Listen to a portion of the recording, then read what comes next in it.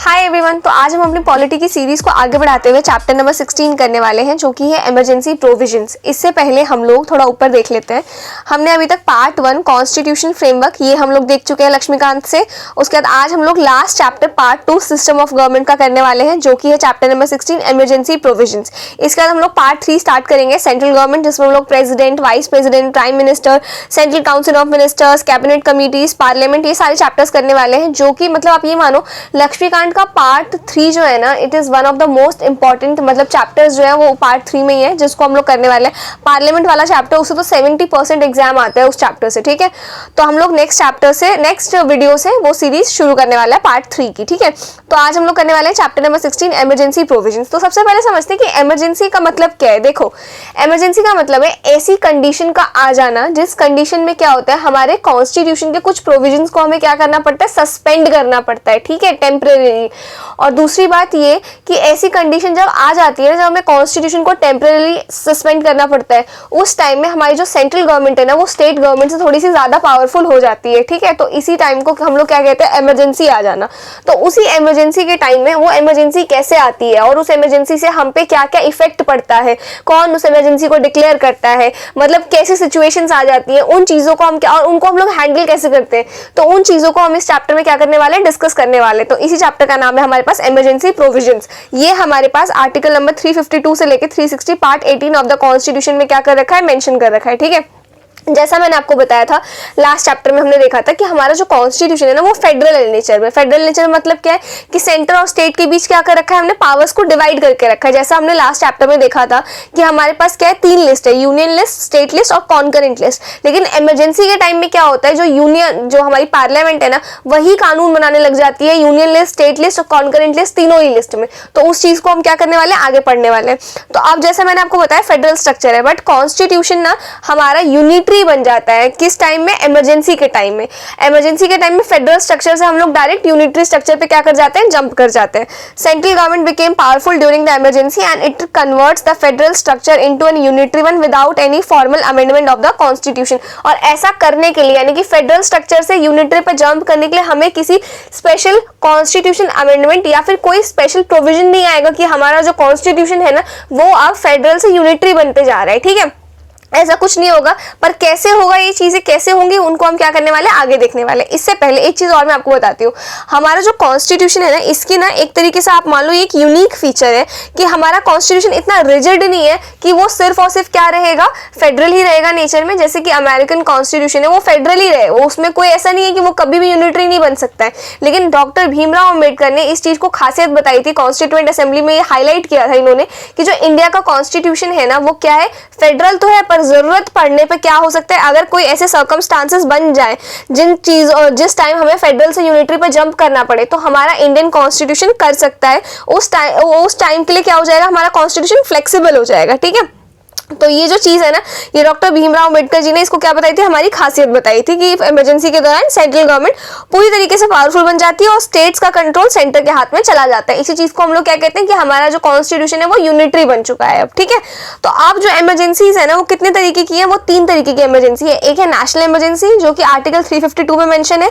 दूसरा है presidents rule, इसी को कॉन्स्टिट्यूशनल इमरजेंसी कहते हैं या फिर स्टेट इमरजेंसी कहते हैं। जैसा नाम से पता लग रहा है, ये किसी एक पर्टिकुलर स्टेट पे लगाई जाती है, ठीक है। तो यही जो है प्रेसिडेंट्स रूल कहलाता है। ये आर्टिकल नंबर 356 में मेंशन है। उसके बाद फाइनेंशियल इमरजेंसी आर्टिकल नंबर 360 में मेंशन है, ठीक है। अब ये तीनों ही इमरजेंसी हम लोग पढ़ने तो वाले हैं, लेकिन कुछ कुछ हेडिंग्स के अंदर पढ़ने वाले हैं। वो इसीलिए हेडिंग्स के अंदर इसको डिवाइड करके हम लोग पढ़ते हैं, ताकि हमें ये चीजें क्या हो जाए, इजीली याद हो जाए। सबसे पहला तो है ग्राउंड, यानी कि किस ग्राउंड पे, किस बेसिस पे हम लोग इमरजेंसी डिक्लेयर कर रहे हैं। ऐसी कौन सी चीजें हैं जो हमें नेशनल इमरजेंसी बता रही है, नेशनल इमरजेंसी लगने वाली है, अब प्रेसिडेंट्स रूल लगने वाला है, फिर अब फाइनेंशियल इमरजेंसी लगने वाली है, तो वो कौन से ग्राउंड्स है वो। दूसरा है अप्रूवल, यानी कि कौन इस चीज का अप्रूवल देता है कि अब इमरजेंसी लगनी चाहिए, ठीक है, कौन डिसाइड करता है वो। तीसरा है ड्यूरेशन, यानी कि एक बार इमरजेंसी लग गई तो क्या वो लगी रहेगी, मतलब अगर लगी भी रहेगी तो कितने टाइम के लिए लगी रहेगी वो चीज। और उसके चौथा क्या है, रिवोकेशन, यानी कि अब अगर मुझे इमरजेंसी हटानी है तो कैसे हटाया जा सकता है।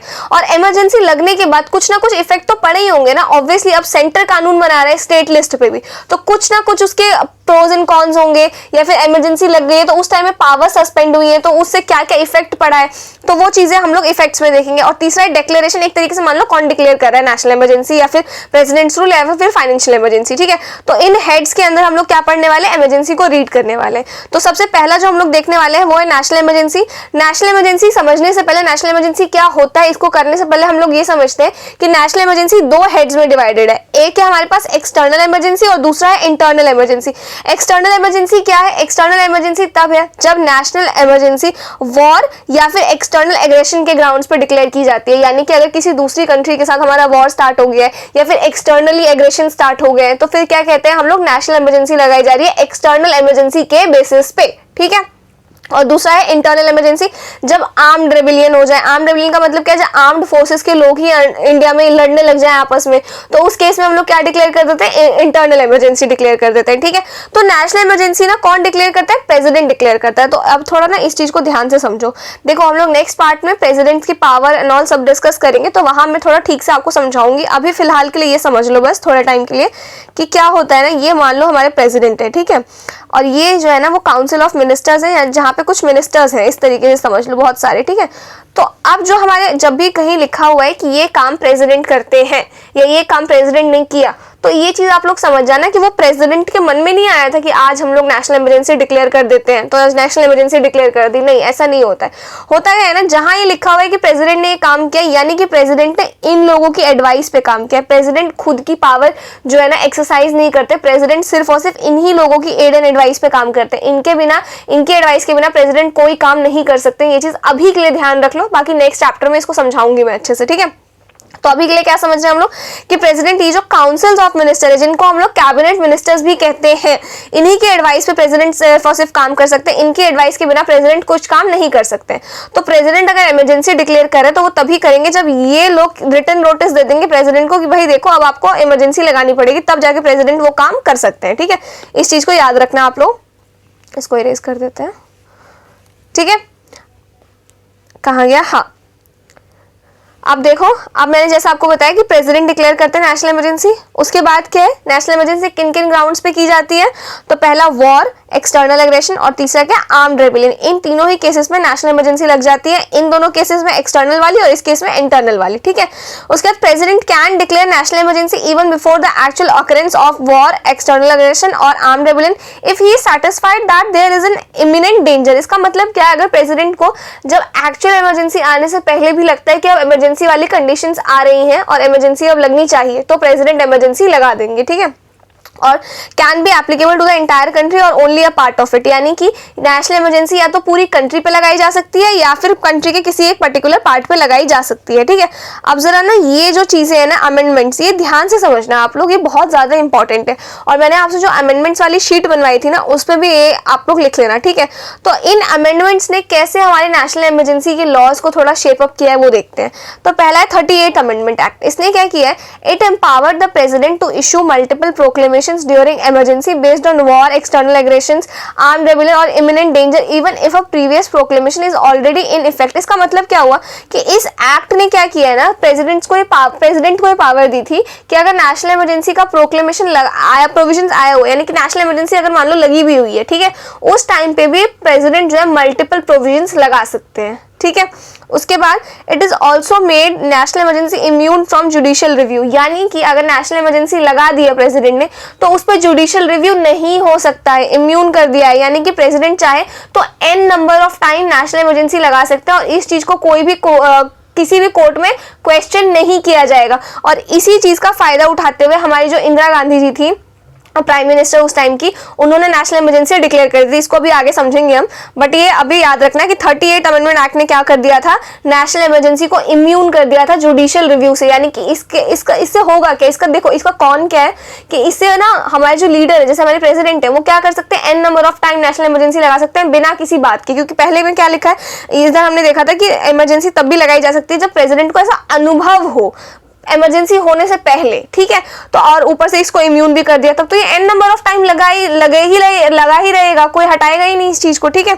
फिर इस चीज को देखो, फिर 42nd अमेंडमेंट एक्ट ने क्या कहा, it allowed the president to apply national emergency to the entire country और restrict it to a specific part of India. यानी कि 42nd अमेंडमेंट एक्ट ने क्या कहा कि जो नेशनल इमरजेंसी है ना वो आपकी या तो स्पेसिफिक पार्ट पे इंडिया के या तो पूरे इंडिया पे कभी भी कहीं भी लगाया जा सकता है, ठीक है। It replace the internal disturbance with the armed rebellion, यानी कि यहाँ जो हमने देखा इंटरनल इमरजेंसी का जो ग्राउंड है वो क्या है, on the grounds of armed rebellion. ये पहले आर्म्ड रेबिलियन की जगह क्या लिखा हुआ था, इंटरनल डिस्टर्बेंस लिखा हुआ था। ये रहा इंटरनल, इट कहाँ गया, it is present to apply entire country, restrict it replace national internal disturbance. Internal disturbance को हटा के इन लोगों ने इसको रीनेम करके क्या कर दिया, आर्म्ड रेबिलियन कर दिया as a ground of national emergency, making it more specific and preventing its misuse as seen in 1975 under Indira Gandhi's government। समझ में आया कि नहीं आया? यानी कि हमने क्या किया, इंटरनल डिस्टर्बेंस को हटा के एक स्पेसिफिक वर्ड यूज कर दिया। इंटरनल डिस्टर्बेंस में ना बहुत वाइड चीजें आ जाती है, हर कोई राइट चल रहा है, कहीं प्रोटेस्ट चल रहा है, तो वो भी इंटरनल डिस्टर्बेंस का पार्ट है। भले वो प्रोटेस्ट या भले वो राइट इतने लार्ज स्केल पे ना हुआ हो, ठीक है, थोड़े स्मॉल स्केल में या किसी एक पर्टिकुलर स्टेट में ही हुआ हो, जहाँ पे नेशनल इमरजेंसी ना लगा के हम लोग स्टेट इमरजेंसी लगा के भी उस चीज को हैंडल कर सकते थे, ठीक है। बट हमने क्या कर दिया, वहाँ नेशनल इमरजेंसी लगा दिया। क्यों लगा दिया? क्योंकि नेशनल इमरजेंसी के सेकंड क्लॉज में हमने आर्म्ड रेबिलियन ना लिख के क्या लिखा हुआ था, इंटरनल डिस्टर्बेंस लिखा हुआ था। तो डिस्टर्बेंस तो किसी भी रीजन से हो सकती है, तो इस चीज का बार बार फायदा जैसे उठाया जा रहा था 1975 में, वैसा ना उठाया जा सके, इसलिए क्या कर दिया इन्होंने, इसको हटा के क्या कर दिया, आर्म्ड रेबिलियन लिख दिया कि इंटरनल इमरजेंसी तभी लगेगी जब आर्म्ड रेबिलियन है। समझ में आया? कहाँ गया? हाँ ये वाला हो गया था। उसके बाद क्या है, 44th amendment act. It also mandates that a national emergency can only be proclaimed with a written recommendation from the cabinet. यानी कि जब कैबिनेट मिनिस्टर प्रेसिडेंट को एक रिटन रिकमेंडेशन देंगे कि आपको नेशनल इमरजेंसी लगानी है, तभी नेशनल इमरजेंसी लग सकती है। Preventing the prime minister from making the decision alone, यानी कि प्राइम मिनिस्टर इसका अकेले डिसीजन नहीं लेंगे।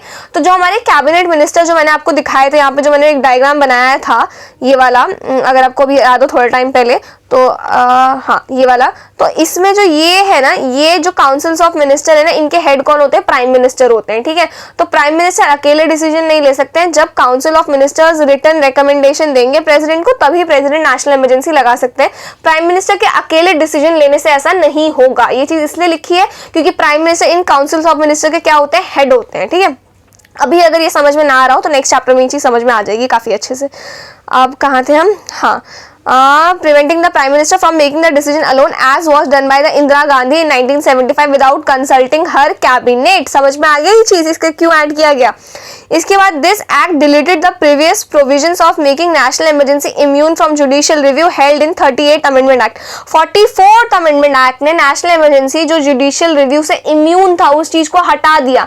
जुडिशियल रिव्यू से इम्यून 38th अमेंडमेंट एक्ट में हुआ था, जिसका काफी ज्यादा मिसयूज हुआ, इस वजह से इसको क्या कर दिया, 44th अमेंडमेंट एक्ट में इसको हटा ही दिया कि नहीं, अब ना जो नेशनल इमरजेंसी है वो जुडिशियल रिव्यू से इम्यून नहीं है। अगर नेशनल इमरजेंसी बार बार लगाई जा रही है तो जुडिशरी उसको देख सकती है कि भाई बार बार क्यों नेशनल इमरजेंसी लग रही है, ठीक है, उसको कोर्ट में चैलेंज किया जा सकता है। ये किस अमेंडमेंट एक्ट में हुआ है, 44th अमेंडमेंट एक्ट में। 42nd amendment act and 44th amendment act are the most important, क्योंकि आप देख हर चैप्टर में ये आ ही जाते हैं, हर चैप्टर में आप इन दोनों को देखोगे, ठीक है। इसके बाद एक केस हुआ मिनर्वा मिल्स केस। इसमें क्या हुआ, supreme court held that proclamation of national emergency can be challenge in court if it is based on the malafide reasons. Exactly, supreme court ने क्या बोला कि नेशनल इमरजेंसी को हम लोग कोर्ट में चैलेंज कर सकते हैं अगर वो मैलाफाइड रीजंस की वजह से हो। मैलाफाइड यानी कि गलत रीजंस दिए हो, ये इररिलेवेंट फैक्ट्स हो, या फिर अब्सर्ड बेतुका कुछ हो, प्रिवर्स फैक्टर्स हो, कुछ गलत चीजें, कुछ गलत फैक्टर्स हमने दे दी हो, तो इस चीज की बेसिस पे क्या किया जाता है, नेशनल इमरजेंसी को चैलेंज किया जा सकता है कोर्ट में। तो अब क्या है फाइनल डिसीजन, अब फाइनल डिसीजन 4-5 पॉइंट्स इसका थोड़ा रिवाइज कर लेते हैं। नेशनल इमरजेंसी का कौन डिक्लेयर करता है, प्रेसिडेंट डिक्लेयर करता है। कब डिक्लेयर करता है, जब प्रेसिडेंट को हमारे रिटन रिकमेंडेशन मिल जाता है कैबिनेट मिनिस्टर्स की तरफ से, पहली चीज। तो दूसरी चीज क्या मैंने बताई अभी आपको कि वो जो है ना प्रोविजन नेशनल इमरजेंसी का कैबिनेट मिनिस्टर्स से मिल गया है प्रेसिडेंट ने, तब प्रेसिडेंट ने उसको क्या किया, लगाया है। अब वो कैबिनेट मिनिस्टर्स में सिर्फ और सिर्फ पहले क्या था, prime minister alone can take the decision, तो हो जाता था। बट अब ऐसा नहीं है, अब कैबिनेट पूरा रिटर्न रिकमेंडेशन देगा तभी जाके प्रेसिडेंट लगा सकते हैं, ठीक है।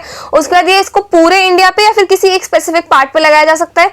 38th अमेंडमेंट एक्ट ने इसको जुडिशियली इम्यून कर दिया था, पर 44th ने उस चीज को हटा दिया। और मिनर्वा मिल्स केस में भी सुप्रीम कोर्ट ने यही बोल दिया कि नहीं भाई, जुडिशियल रिव्यू तो होगा नेशनल इमरजेंसी पे, आप चाहे कुछ भी कह लो, जुडिशरी देखेगी ही देखेगी, ठीक है। इसके बाद आप देखते हैं पार्लियामेंट का कितना रोल है, पार्लियामेंट का क्या अप्रूवल चाहिए। देखो प्रेसिडेंट ने एक बार सोच लिया ना कि नेशनल इमरजेंसी लगेगी, प्रेसिडेंट को रिकमेंडेशन मिल गया कि नेशनल इमरजेंसी लगेगी, तो अगर प्रेसिडेंट ने डिक्लेयर कर दिया कि नेशनल इमरजेंसी लगने वाली है, तो जब से वो प्रोविजन आया तब से 1 महीने के अंदर वो लोकसभा और राज्यसभा दोनों से पास होना चाहिए स्पेशल मेजोरिटी से। अब स्पेशल मेजोरिटी, सिंपल मेजोरिटी, ये हम लोग चैप्टर 10th में देख चुके हैं। इनकेस आपने नहीं देखा है तो मैं आई बटन पे लगा दूंगी, वहां पे आप लोग समझ लेना कि स्पेशल मेजोरिटी, सिंपल मेजोरिटी में डिफरेंस क्या होता है, ठीक है। तो अब क्या बताया मैंने, पार्लियामेंट क्या करना पड़ेगा, must be approved with in 1 month. कब से 1 मंथ, जब से प्रोविजन निकला है तब से उसको 1 महीने के अंदर अप्रूव करना ही पड़ेगा, ठीक है। इनिशियली क्या था, वो 2 महीने था, पर ये टर्म पीरियड, बट इसको 44th अमेंडमेंट एक्ट ने क्या कर दिया, हटा के 1 महीने का कर दिया, ठीक है। तो अब क्या 1 महीने का टाइम है, जब से प्रोविजन इशू हुआ है तब से आपको 1 महीने के अंदर उसको क्या करना पड़ेगा, पास करना पड़ेगा दोनों हाउसेस से, लोकसभा राज्यसभा, कब से, स्पेशल मेजोरिटी से, ठीक है। केस 1 प्रोक्लेमेशन इशू हो गया है, लोकसभा, हाँ अब देखो, अब इसको समझने से पहले एक चीज समझो ध्यान से।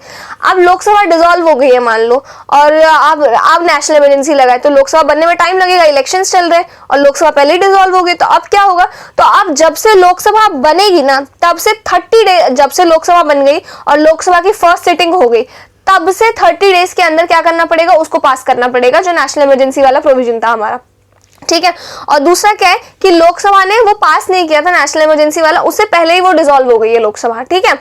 मतलब देखो प्रोविजन इशू हो गया था जब लोकसभा थी टर्म पीरियड में, लेकिन लोकसभा ने उस प्रोविजन को पास नहीं किया, और वो क्या कहते हैं 15 दिन के अंदर ही, मान लो प्रोविजन इशू होने के 15 दिन के अंदर ही लोकसभा डिसॉल्व हो गई है, तो वो प्रोविजन पास नहीं हो पाया। तो इस केस में भी क्या करेंगे, जब दोबारा लोकसभा इलेक्ट होके आएगी, तब जब फर्स्ट सिटिंग होगी लोकसभा की, तब से 30 डेज के अंदर अंदर क्या होना चाहिए, नेशनल इमरजेंसी का प्रोविजन ये पास होना चाहिए, ठीक है। इस चीज को ध्यान रखना। अब इसको देखो समझते हैं।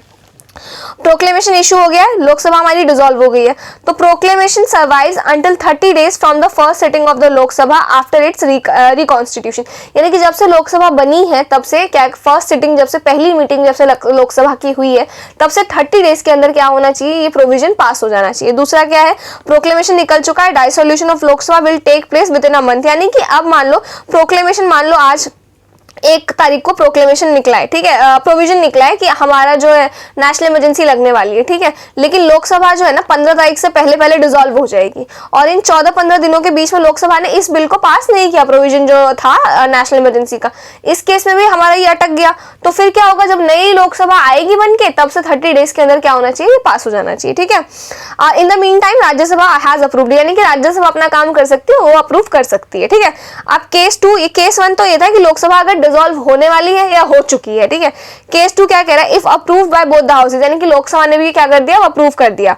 Emergency continues for the 6 months and can be extended to an indefinite period, यानी कि एक बार अगर इमरजेंसी लग गई, मैंने देखो ऊपर आपको समझाया था, ये कहां गया, ये ग्राउंड्स हमें पता लग गया है कि ग्राउंड्स क्या है कि प्रेसिडेंट डिक्लेयर कर सकते हैं जब उनको कैबिनेट मिनिस्टर्स एक रिटर्न रिकमेंडेशन दे दे। अप्रूवल का जैसे मैंने आपको बताया, लोकसभा राज्यसभा दोनों से ही स्पेशल मेजोरिटी से पास होना चाहिए। लोकसभा अगर डिसॉल्व हो गई है या होने वाली है और प्रोविजन पास नहीं हुआ है, तो जब से लोकसभा नई बनेगी तब से 30 डेज के अंदर क्या होना चाहिए, पास हो जाना चाहिए। ड्यूरेशन, अब ड्यूरेशन क्या बताया मैंने अभी, 6 मंथ्स का ड्यूरेशन देखो यहाँ पे। If approved by both the houses, emergency continues for 6 months. Important है, ये बहुत इंपॉर्टेंट है, ये ध्यान रखना। And can be extended to indefinite period, यानी कि इसको कितने भी टाइम के लिए लगा के रख सकते हैं हम लोग, लेकिन एक बार में सिर्फ ये 6 महीने के लिए ही लगेगा। तो ये क्या बताया मैंने आपको, इनडेफिनाइट पीरियड के लिए लगाया जा सकता है, यानी कि एक बार में आप नेशनल इमरजेंसी सिर्फ और सिर्फ 6 महीने के लिए लगा सकते हो। और एक बार अगर आपने नेशनल इमरजेंसी लगा दी तो वो 6 महीने के लिए वैलिड तो है, बट अगर मुझे दोबारा लगानी है तो वो जो पुराना प्रोविजन था ना, उसी को आपको क्या कराना पड़ेगा, रिन्यू कराना पड़ेगा। और वो रिन्यू पार्लियामेंट से आपको हर 6 महीने में कराना पड़ेगा, अगर आप चाहते हो नेशनल इमरजेंसी लगी रहे तो, ठीक है। और कितनी बार तक हम नेशनल इमरजेंसी लगा सकते हैं, तो इसका कोई टर्म पीरियड नहीं है, ये आप इनडेफिनाइट पीरियड के लिए आप लोग लगा सकते हो, ठीक है। लेकिन एक बार में सिर्फ 6 महीने के लिए लगेगी। और ये चीज 44th अमेंडमेंट एक्ट से ऐड हुआ था कि पार्लियामेंट से आपको हर 6 महीने में इसको क्या कराना पड़ेगा, अप्रूव कराते रहना पड़ेगा। इसके बाद the resolution approving the proclamation of emergency और its continuity must be pass by either house of the parliament by special majority, यानी कि ये जो हमारा प्रोक्लेमेशन है नेशनल इमरजेंसी का, ये दोनों हाउसेस से स्पेशल मेजॉरिटी से पास होना चाहिए। और पहले ये स्पेशल मेजॉरिटी की जगह सिंपल मेजॉरिटी था, लेकिन इसको भी 44th अमेंडमेंट एक्ट से क्या कर दिया गया, चेंज कर दिया गया, सिंपल मेजॉरिटी से स्पेशल मेजॉरिटी कर दिया गया। तो अब हम मुझे क्या चाहिए, अब मुझे अगर नेशनल इमरजेंसी का प्रोक्लेमेशन पास करवाना है वो प्रोविजन, तो मुझे क्या करना पड़ेगा, दोनों हाउसेस से उसे स्पेशल मेजॉरिटी से पास कराना पड़ेगा। ठीक है। अब रिवोकेशन ऑफ प्रोक्लेमेशन यानी कि कैसे हटाया जा सकता है नेशनल इमरजेंसी को, तो the president can revoke a national emergency at any time bye issuing a subsequent proclamation, यानी कि प्रेसिडेंट जो है इस चीज को कभी भी रिवोक कर सकते हैं, कभी भी नेशनल इमरजेंसी हटा सकते हैं एक प्रोक्लेमेशन इशू करके। ठीक है। This revocation does not require parliamentary approval, और ये जो प्रोक्लेमेशन इशू करेंगे ना प्रेसिडेंट नेशनल इमरजेंसी को हटाने का, इसके लिए उन्हें किसी भी पार्लियामेंट के अप्रूवल की जरूरत, किसी भी हाउस के अप्रूवल की जरूरत नहीं पड़ेगी, ना लोकसभा ना राज्यसभा। ठीक है। उसके बाद इधर लोकसभा पास, चलो एक तो ये तरीका हो गया इमरजेंसी हटाने का। याद रखना पहला तरीका क्या देखा हमने इमरजेंसी को हटाने का, अगर प्रेसिडेंट एक प्रोक्लेमेशन इशू कर दे नेशनल इमरजेंसी को हटाने का, तो फिर वो हट जाएगा नेशनल इमरजेंसी। ठीक है। दूसरा क्या, और ये चीज ना पार्लियामेंट के किसी भी हाउस से पास होने की कोई जरूरत नहीं है, पार्लियामेंट से ये प्रेसिडेंट ने इशू कर दिया तो वो हट जाएगा। और दूसरा क्या, if the Lok Sabha passes the resolution disapproving the emergency the president must revoke it, यानी कि अगर लोकसभा एक रिजोल्यूशन पास कर दे कि अब देखो बात ऐसी है कि अब प्रेसिडेंट को अब नेशनल इमरजेंसी हटा लेनी चाहिए, लोकसभा ने अगर ऐसा रिजोल्यूशन पास कर दिया है, तो फिर क्या होगा, प्रेसिडेंट को नेशनल इमरजेंसी हटानी पड़ेगी। दूसरा तरीका ये था। तीसरा, द सेफगार्ड वाज इंट्रोड्यूस, अच्छा ये जो चीज है ना ये इंट्रोड्यूस हुआ था by 44th amendment act of 1978। Before the amendment the president could revoke the emergency without Lok Sabha control. हाँ, तो इससे पहले ना, इस वाले पॉइंट से पहले ना, ये 44th अमेंडमेंट एक्ट से ऐड हुआ, इस वाले पॉइंट से पहले प्रेसिडेंट ना कभी भी हटा सकते थे। तो प्रेसिडेंट की उस पावर पे ना, नेशनल इमरजेंसी को हटाने की पावर पे किसी का उतना कंट्रोल नहीं था, लोकसभा का कोई कंट्रोल नहीं था। But later on 44th amendment act ने इसको ऐड किया, और प्रेसिडेंट को क्या करना पड़ेगा, अगर प्रेसिडेंट खुद नेशनल इमरजेंसी नहीं हटाना चाह रहे तो लोकसभा एक रिजोल्यूशन पास कर देगा, तो प्रेसिडेंट को हटाना पड़ेगा। ठीक है। अब 44th अमेंडमेंट एक्ट ने देखो क्या किया, इफ वन बाय 10th, ठीक है, if 1/10 of the Lok Sabha members give a written notice. अच्छा, एक तो ये तरीका था कि लोकसभा में अगर रिजोल्यूशन पास हो जाए, और एक और तरीका ये है कि अगर 1/10 of the Lok Sabha members give a written notice to the speaker, यानी कि अगर जितने लोकसभा के मेंबर्स हैं उनमें से 1/10 मेंबर अगर एक रिटन नोटिस स्पीकर को दे दे, और अगर लोकसभा का हाउस सेशन में नहीं है तो स्पीकर को ना दे के प्रेसिडेंट को दे दे, if house is not in the session special sitting must be held, यानी कि एक नोटिस हमने दे दिया कि हमें ऐसा लगता है कि अब देखो नेशनल इमरजेंसी को हटा लेना चाहिए, तो फिर क्या होगा, या तो स्पीकर को दे दो, अगर हाउस सेशन में नहीं है तो स्पीकर को ना देके किसको दे दे, हम प्रेसिडेंट को दे दे वो नोटिस। तो फिर उस नोटिस को जब से हमने दिया तब से 14 डेज के अंदर एक स्पेशल सिटिंग बिठाई जाएगी, ये तय करने के लिए कि आप नेशनल इमरजेंसी को हटा लेना चाहिए हम लोगों को। ठीक है। तो ये 3 तरीके से नेशनल इमरजेंसी हटाई जा सकती है। पहला, जब प्रेसिडेंट को फील हो जाए। दूसरा, जब लोकसभा रिजोल्यूशन पास कर दे। तीसरा, जब लोकसभा के 1/10 मेंबर एक रिटन नोटिस स्पीकर को दे दे, और स्पीकर अगर हाउस अगर सेशन में नहीं है तो प्रेसिडेंट को दे दें कि अब ये हटाया जाना चाहिए। तो उसके 14 डेज के अंदर एक ज्वाइंट एक स्पेशल सिटिंग होगी, और उस सिटिंग में ये डिसाइड होगा कि ये हटाना चाहिए कि नहीं हटाना चाहिए नेशनल इमरजेंसी। ठीक है। अब ये जो हमने देखा अभी ये वाला पॉइंट कि एक स्पेशल सिटिंग होगी, ये अब वो होना चाहिए कि नहीं होना चाहिए, और एक ये वाला पॉइंट, तो इन दोनों पॉइंट में हम क्या देख पा रहे हैं कि देखो अगर ये दोनों पॉइंट नहीं होते, एक बार को हटा दो इन पॉइंट्स को, तो प्रेसिडेंट का कभी मन ना करे तो प्रेसिडेंट तो कभी हटाए ही ना नेशनल इमरजेंसी। तो नेशनल इमरजेंसी लगी हुई है, अब नेशनल इमरजेंसी लगी हुई है तो इससे प्रेसिडेंट को क्या प्रॉफिट होगा, राइट? आप लोग ये सोच रहे होगे। तो देखो प्रॉफिट ये होगा कि इमरजेंसी के टाइम में इलेक्शंस कंडक्ट नहीं होंगे, तो जो पार्टी अभी रूलिंग पार्टी है, जो प्राइम मिनिस्टर है, वही रहेंगे प्राइम मिनिस्टर। तो इससे ये होगा, समझ में आया? इसी वजह से इंदिरा गांधी जी ने क्या किया था, नेशनल इमरजेंसी लगाया था 1975 में। क्लियर है? तो इसी चलते क्या किया गया, इस पावर 44th अमेंडमेंट एक्ट ने पावर लोकसभा को भी दी है कि अगर आप लोग को फील हो रहा है कि अब नेशनल इमरजेंसी नहीं लगी रहनी चाहिए, तो लोकसभा क्या कर दे, एक रिजोल्यूशन पास कर दे, या फिर अगर लोकसभा के 1/10 मेंबर भी रिटन नोटिस दे देते हैं तब भी एक सिटिंग बिठाई जाएगी कि ठीक है नेशनल इमरजेंसी लगी रहनी चाहिए कि नहीं लगी रहनी चाहिए। ठीक है, तो ये इसलिए पावर लोकसभा को दी गई है। अब resolution of disapproval is different from resolution approving the continuation of proclamation in 2 ways, यानी कि अगर जैसे मैंने आपको बताया कि यहाँ भी एक रिजोल्यूशन लोकसभा पास करेगी और एक रिजोल्यूशन वहां भी पास होता है कि जो इमरजेंसी चल रही है 6 महीने के बाद दोबारा लगाई जाए तो वो लगी रहनी चाहिए कि नहीं लगी रहनी चाहिए। तो इन दोनों में जमीन आसमान का अंतर है। तो जैसा कि हमको पता है कि नेशनल इमरजेंसी लगाने के लिए हमें स्पेशल मेजोरिटी चाहिए होती है, राइट? लेकिन वो हटाने के लिए हमें सिंपल मेजोरिटी से भी लोकसभा का रिजोल्यूशन अगर पास हो जाएगा तो काम चल जाएगा हमारा। जैसे कि First one required to be passed by Lok Sabha only, while in the second one needs to be passed by both the houses of parliament. यानी कि जो हमारा, देखो ध्यान से समझो अब जो मैं समझाने वाली हूँ, एक रिजोल्यूशन लोकसभा पास करेगा किस लिए, नेशनल इमरजेंसी को हटाने के लिए, तो वो रिजोल्यूशन सिर्फ और सिर्फ लोकसभा ही पास करेगा, राज्यसभा से पास होने की उसको कोई जरूरत नहीं है। लेकिन जब नेशनल इमरजेंसी लगने वाली है तब स्पेशल मेजोरिटी से वो दोनों हाउसेस से पास होना चाहिए, लोकसभा से भी और राज्यसभा से भी। तो ये यही पॉइंट ये वाला कह रहा है। और दूसरा क्या कह रहा है, first one is to be adopted by simple majority, यानी कि जब मुझे हटाना है उसको नेशनल इमरजेंसी को तो सिर्फ और सिर्फ मुझे सिंपल मेजोरिटी से पास कराना पड़ेगा। लेकिन when the second one needs to be adopted by special majority, लेकिन जब दूसरा मुझे लगाना है नेशनल इमरजेंसी तब मुझे स्पेशल मेजोरिटी चाहिए। तो ये दोनों ही पॉइंट्स इंपॉर्टेंट है, ये दोनों ही पावर्स में डिफरेंस बता रहे हैं कि लोकसभा के पावर्स में ये डिफरेंस है, जब नेशनल इमरजेंसी लग रही है तब और जब नेशनल इमरजेंसी हटाई जा रही है तब। ठीक है, आई होप ये चीज क्लियर हो। तो ये हमने देख लिया। इसके बाद हमने क्या क्या देख लिया, हम थोड़ा ऊपर चलते हैं। हमने ग्राउंड्स देख लिया, हमने अप्रूवल और ड्यूरेशन देख लिया, हमने रिवोकेशन भी देख लिया। अब हम देखते हैं इफेक्ट क्या है नेशनल इमरजेंसी के। ठीक है, कहाँ थे हम, हाँ, इफेक्ट्स ऑफ नेशनल इमरजेंसी। अब तो इसके तीन तरीके, तीन चीज़ों पे इसके इफेक्ट पड़ रहे हैं। पहला क्या है, सेंटर और स्टेट के रिलेशंस पे इफेक्ट पड़ रहे हैं। दूसरा क्या है, लोकसभा और स्टेट असेंबली के लाइफ पे इफेक्ट पड़ रहा है। और तीसरा क्या है, फंडामेंटल राइट्स पे भी कुछ इफेक्ट पड़ रहा है। तो पहला सेंटर और स्टेट के रिलेशंस में देखते हैं क्या इफेक्ट पड़ रहा है। तो सबसे पहली चीज़ तो सेंटर स्टेट का रिलेशन हमने 3 हेडिंग्स में पढ़ा था, वही 3 हेडिंग्स है यहाँ पे। एग्जीक्यूटिव की जगह वहाँ एडमिनिस्ट्रेटिव था, पर एक तरीके से अभी इसको एग्जीक्यूटिव मान लो, लेजिस्लेटिव और फाइनेंशियल। ठीक है, अब क्या है, एग्जीक्यूटिव में क्या होगा, state government are brought under the complete control of the centre though they are not suspended, यानी कि सेंटर जैसा डायरेक्शन देगा स्टेट को वैसा करना पड़ेगा। लेकिन स्टेट को हटा, सस्पेंड नहीं हो रहा है स्टेट, लेकिन स्टेट कंप्लीट कंट्रोल में है सेंटर के, यानी कि सेंटर जो बोलेगा स्टेट को वो करना पड़ेगा। और दूसरा क्या, legislative powers, parliament can make law on the state list, also the state legislature is not suspended, यानी कि पार्लियामेंट तो लॉ बना ही सकता है स्टेट लिस्ट के मैटर पे, लेकिन स्टेट लेजिस्लेचर भी बना सकते हैं, स्टेट लेजिस्लेचर को हमने सस्पेंड नहीं किया है।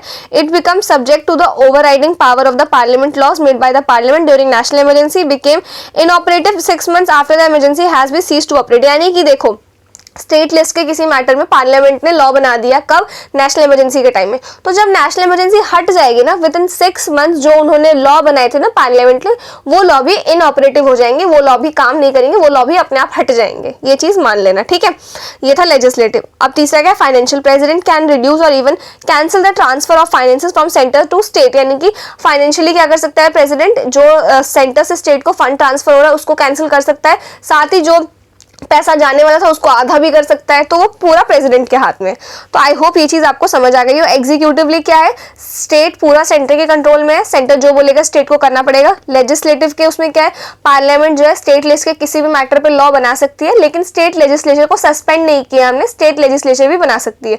तीसरा क्या है, फाइनेंशियल, प्रेसिडेंट जो है पूरा जो बजट हमें देना है सेंटर स्टेट को वो पूरा कट कर सकती है, हाफ कर सकती है, जो प्रेसिडेंट के मन में आए फाइनेंशियली वो कर सकते हैं। अब life of Lok Sabha state assembly के लाइफ पे क्या असर पड़ेगा, it's term period can be extended beyond 5 years up to 1 year at a time for a maximum of 6 months after emergency ends, यानी कि लोकसभा का जो टर्म पीरियड है ना वो 5 साल का होता है, लेकिन इमरजेंसी के टाइम में इसको क्या कर सकते हैं हम लोग, बढ़ा सकते हैं। लेकिन एक बार में इमरजेंसी के टाइम में लोकसभा का टर्म पीरियड सिर्फ और सिर्फ 1 साल के लिए ही बढ़ सकता है, 1 साल से ज्यादा नहीं बढ़ सकता है। साथ ही जैसे ही वो हट जाएगा इमरजेंसी, उसके 6 महीने के अंदर ही लोकसभा डिसॉल्व हो जाएगी और नई लोकसभा का क्या होगा, इलेक्शन होगा। और यही चीज हमारे स्टेट लेजिस्लेचर के लिए भी है। ये आई होप आपको समझ में आया हो। मेरे कहने का मतलब ये है कि मान लो आज 1 तारीख से इमरजेंसी लगने वाली है और आज 5 तारीख को हमारे लोकसभा डिसॉल्व होने वाली थी, तो लोकसभा का टर्म पीरियड जो है 1 साल के लिए और बढ़ जाएगा। और जैसी इमरजेंसी, अब मान लो इमरजेंसी हमारी जनवरी में लगी थी, तो अब जनवरी से जून तक इमरजेंसी चलेगी 6 महीने तक, और जो हमारी लोकसभा है वो भी 5 जनवरी को वो मान लो डिसॉल्व होने वाली थी लोकसभा। ठीक है, तो लोकसभा नेक्स्ट 5 जनवरी तक एप्लीकेबल है, लेकिन इमरजेंसी जून में हट गई है, तो अब जून में इमरजेंसी हटने के बाद जून के 6 महीने के अंदर लोकसभा दोबारा से बनाई जाएगी। समझ में आया, ये मतलब है इसका। और स्टेट लेजिस्लेचर का मतलब भी सेम ही है, स्टेट लेजिस्लेचर के केस में भी वही सेम है, 1 साल के लिए टर्म पीरियड आपको बढ़ाया जा सकता है। और उसको क्या कर सकते हैं, इनको स्टेट लेजिस्लेचर को हम लोग सस्पेंड भी कर सकती है पार्लियामेंट, और स्टेट मैटर पे पार्लियामेंट कानून भी बना सकती है। और नई स्टेट लेजिस्लेचर कब बनेगी, जब हमारे पास इमरजेंसी हट जाएगी उसके 6 महीने के अंदर बन जाएगी स्टेट लेजिस्लेचर, ठीक है। तो ये था हमारा effect on the life of Lok Sabha and state legislative assemblies. अब इफेक्ट ऑन फंडामेंटल राइट्स, देखो एक चीज मैं बताऊं, ये दोनों चीजें तो सिंपल थी समझने में, समझ में आ गया कि ठीक है एग्जीक्यूटिव उसके कंट्रोल में आ गया, लेजिस्लेटिव भी, फाइनेंशियली भी, ये भी लोकसभा का टर्म पीरियड भी 1 साल के लिए बढ़ा दिया। अब तीसरा जो चीज है ना फंडामेंटल राइट, ये one of the most important चीज है, इसको ध्यान से समझना है क्या कहना चाह रही हूं मैं, ठीक है। फंडामेंटल राइट्स पे क्या असर पड़ेगा, तो फंडामेंटल राइट्स पे असर ये पड़ेगा कि जैसे ही नेशनल इमरजेंसी लग जाती है वैसे ही आर्टिकल नंबर 358 और 359 ऑटोमेटिकली लग जाते हैं। तो इस चीज के लिए कोई अलग से प्रेसिडेंट प्रोविजन जारी नहीं करेंगे कि अब फंडामेंटल राइट जो है आर्टिकल नंबर 358 और 359 लगने वाला है, हमारे फंडामेंटल राइट्स पे असर पड़ने वाला है, नहीं ऐसे कुछ नहीं होगा। जैसे ही नेशनल इमरजेंसी लग गया वैसे ही आर्टिकल नंबर 358 और 359 भी आपका अपने आप लग गया ऑटोमेटिकली, ठीक है। अब आर्टिकल 358 359 क्या है, देखो आर्टिकल 358 क्या कहता है, it deals with the suspension of fundamental rights guaranteed by the article 19, no separate order for this suspension is required. याद रखना ये चीज, ये पॉइंट बहुत इंपॉर्टेंट है कि कोई सेपरेट ऑर्डर नहीं इशू होगा इस चीज के लिए, ठीक है। और इसने क्या बोला, आर्टिकल 19 को हमने क्या कर दिया, सस्पेंड कर दिया। आर्टिकल 19 क्या था, freedom of speech and expression, और भी 6 राइट्स जो हमें मिल रखे थे, ठीक है, लेकिन इंपॉर्टेंट क्या है, freedom of speech and expression, ठीक है। अब आर्टिकल 359 क्या कहता है, it allows the president to suspend the enforcement of fundamental rights except article 20 and 21, यानी कि पार्लियामेंट प्रेसिडेंट हमारे जो लिख के दे देंगे फंडामेंटल राइट की, सपोज आर्टिकल नंबर 22, ठीक है, इशू आर्टिकल नंबर 22 इन्फोर्स नहीं होगा, आर्टिकल नंबर 23 इन्फोर्स नहीं होगा, तो वो फंडामेंटल राइट हमें नहीं दिए जाएंगे, वो हमसे छीन लिए जाएंगे। लेकिन प्रेसिडेंट कोई भी फंडामेंटल राइट हमसे छीन सकते हैं, लेकिन 20 और 21 नहीं छीन सकते। अब इन दोनों में ही कुछ कुछ एक्सेप्शंस है, उनको ध्यान से देखते हैं। तो देखो एक तरीके से अगर आप देखो, अगर मैं इस चीज को हटा देती हूँ अभी, ठीक है, एक्सेप्ट आर्टिकल 2021, तो इस चीज का मतलब तो ये हुआ ना कि मुझसे मेरे सारे फंडामेंटल राइट्स छीन लिए गए, कब, जब नेशनल इमरजेंसी लगी है तब। तो ये पूरा पावर तो हमारे पास हमसे छिन गया ना एक तरीके से, तो वो चीज ना हो इसलिए 44th अमेंडमेंट एक्ट आया। अब इस एक्ट ने क्या किया, इन दोनों ही आर्टिकल्स के स्कोप को थोड़ा सा कम कर दिया। इसने क्या किया, it restricts the scope of article 358 and 359। कैसे, देखो अब 358 के केस में क्या होगा, article 19 can only be suspended when the national emergency is declared on the grounds of war or external aggression and not on the grounds of armed rebellion, यानी कि जब हमारे पास nationally internal emergency होगी, समझ में आया, जो हमने यहाँ पे देखा था armed rebellion वाला, कहाँ गया ये वाला, जब ये होगा ना तब हमसे आर्टिकल नंबर 19 नहीं छीना जा सकता है। लेकिन जब ये वाला इमरजेंसी लगेगा, एक्सटर्नल वाला, ये वाला, तो फिर हमसे आर्टिकल नंबर 19 क्या कर सकते हैं, छीना जा सकता है। ये आर्टिकल नंबर 358 कहता है, ठीक है, एक सेकेंड, हाँ, तो आर्टिकल नंबर 358 कहता है। दूसरा क्या कहता है, the president can not suspend the right to move to the court enforcement of fundamental rights guaranteed by the article 20 to 22। अभी इसका मतलब क्या है, ध्यान से समझना, इधर देखते हैं ऊपर। पहले आर्टिकल 358 ने क्या बोला कि जैसे ही आपका नेशनल इमरजेंसी लगेगा आर्टिकल 19 आपका सस्पेंड हो जाएगा। पर 44th अमेंडमेंट एक्ट ने क्या बोला, आर्टिकल 19 सस्पेंड करना है तो कर लो, लेकिन तभी सस्पेंड कर सकते हो जब हमारा जो नेशनल इमरजेंसी लग रहा है वो जब इंटरनली लग रहा है तब नहीं, जब एक्सटर्नली लग रहा है तभी आप लोग छीन सकते हो। उल्टा तो नहीं समझा दिया था मैंने ऊपर, मैं एक बार और रिवाइज कर देती हूँ कि आर्टिकल नंबर 19 जो है तभी सस्पेंड हो सकता है जब जो नेशनल इमरजेंसी है ना वो एक्सटर्नल ग्राउंड्स पे हो रही है, हमारी वॉर और एक्सटर्नल एग्रेशन के बेसिस पे हो रही है। अगर वो इंटरनल आर्म्ड रेबेलियन के केस में हो रही है तो फिर हमसे आर्टिकल नंबर 19 नहीं छीना जा सकता है, ठीक है। उसके बाद आर्टिकल 359 के कह रहा था ये हटा देना एक्सेप्ट वाला, ये हमने ना 44th अमेंडमेंट एक्ट से ये लाइन ऐड है। इससे पहले ये है कि आर्टिकल 359, आर्टिकल 359 कहता है कि प्रेसिडेंट जो जो दे देंगे लिख के फंडामेंटल राइट, वो फंडामेंटल राइट एनफोर्स नहीं किए जा सकते हैं, ठीक है। तो हमसे हमारे सारे फंडामेंटल राइट्स छीन लिए गए। फिर 44th अमेंडमेंट एक्ट आता है और वो क्या कहता है, ठीक है प्रेसिडेंट जो चाहे वो छीन लेगा, लेकिन एक्सेप्ट आर्टिकल 20 और आर्टिकल 21 नहीं छीन सकता है प्रेसिडेंट हमारे, ठीक है। यही चीज़ है यहाँ पे आर्टिकल 20 to 22, ये इंपॉर्टेंट है, ये याद रखना ये चीज़, ठीक है। 44th amendment act. अब ये था हमारा नेशनल इमरजेंसी। आई होप आपको ये जो है ना समझ में आ गया हो। इसके बाद अब सेम हम लोग देखेंगे प्रेसिडेंट्स रूल क्यों लगाया जाता है, इसका ground, approval, duration, revocation, effects क्या क्या होता है, इसको नेक्स्ट चैप्टर में करें, आप भी कवर कर लें। 37 मिनट्स का हो चुका है रिकॉर्डिंग। मैं क्या करूँ समझ नहीं आ रहा, अभी करा दूँ या फिर नेक्स्ट में कराऊँ, देखती हूँ कितना बड़ा है प्रेसिडेंट्स रूल, इसके बाद देखते हैं। तो प्रेसिडेंट रूल है बड़ा, प्रेसिडेंट, फाइनेंशियल एंड देन ये एक ही में कवर करा देंगे, ठीक है। तो फिर एक काम करते हैं, प्रेसिडेंट रूल्स ना नेक्स्ट चैप्टर में करते हैं। आई होप आपको आज का वीडियो समझ में आया हो। अगर आपको ये नोट्स चाहिए तो फिर नोट्स आपको टेलीग्राम चैनल पे मिल जाएंगे। एंड हमने विजन आईएएस की मंथली मैगजीन्स करनी शुरू कर दी है इस चैनल पे। इन केस अगर आपने वो नहीं देखी है तो आपकी स्क्रीन पे वीडियो आ रही होगी, प्ले कर लो। And I will see you in the next video.